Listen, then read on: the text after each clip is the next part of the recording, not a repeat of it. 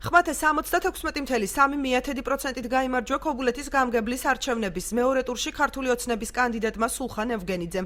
მან მნიშვნელოვანი უპირატესობით დაამარცხა ოპონენტი ერთიანი ნაციონალური მოძრაობიდან რევაზ ხარაზი, რომელმაც ხმათა 23.79% მიიღო.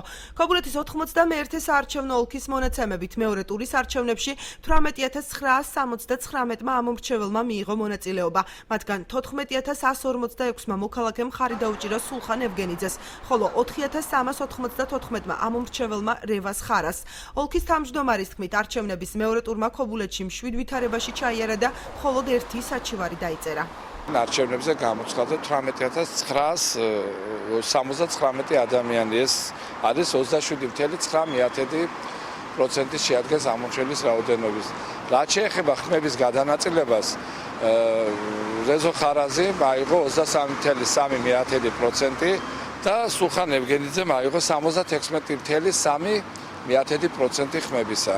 რაც შეეხება საჩივრებს, მთელი დღის განმავლობაში საჩივარი არ იყო და საღამოს დაფიქსირდა 34 უბანში ერთი საჩივარი. საარჩევნო პროცესს დემოკრატიულს და თავისუფალს უწოდებს მომავალი გამგებელიც. სულხან ევგენიძე ამომრჩეველს ნდობისათვის მადლობას უხდის და აცხადებს, რომ ის ქობულეთელების პრობლემებზე აქტიურად იმუშავებს. ასევე ცნობილია, რომ ის საკადრო ცვლილებების განხორციელებასაც გეგმავს.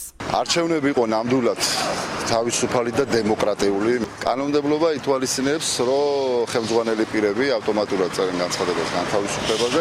ძირითადად იქნება ტესტირება. ტესტირებაზე იქნება და რა თქმა უნდა მე ყველა იმ ადამიანს, ვინც პროფესიონალია და კეთილსინდისაა, როცა თავისი ქალაქი უყვას, რაიონი უყვას, რა თქმა უნდა, გავაკეთებ ამაზე უპირატესობას. არჩევნების არათანაბარ პირობებში ჩატარებაზე საუბრობენ ერთიანი ნაციონალური მოძრაობის ქობულეთის ორგანიზაციაში. ბონდო თედორაძის თქმით, არჩევნების შედეგებზე ნეგატიური ზეგავლენა მოახდინა მეორე ტურის ადრე დანიშვნამ.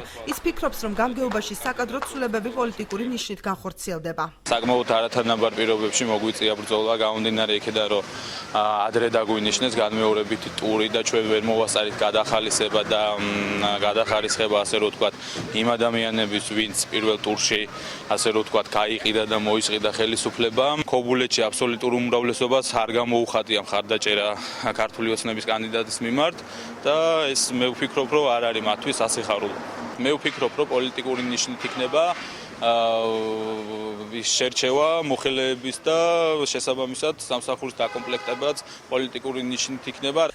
საიას დამკვირვებელი ქობულეთში აცხადებს, რომ იყო რამდენიმე პროცედურული დარღვევა, თუმცა არჩევნების შედეგებზე მათ გავლენა არ მოუხდენია. საერთო ჯამში კენჭისყრის პროცესი მშვიდ ვითარებაში წარიმართა.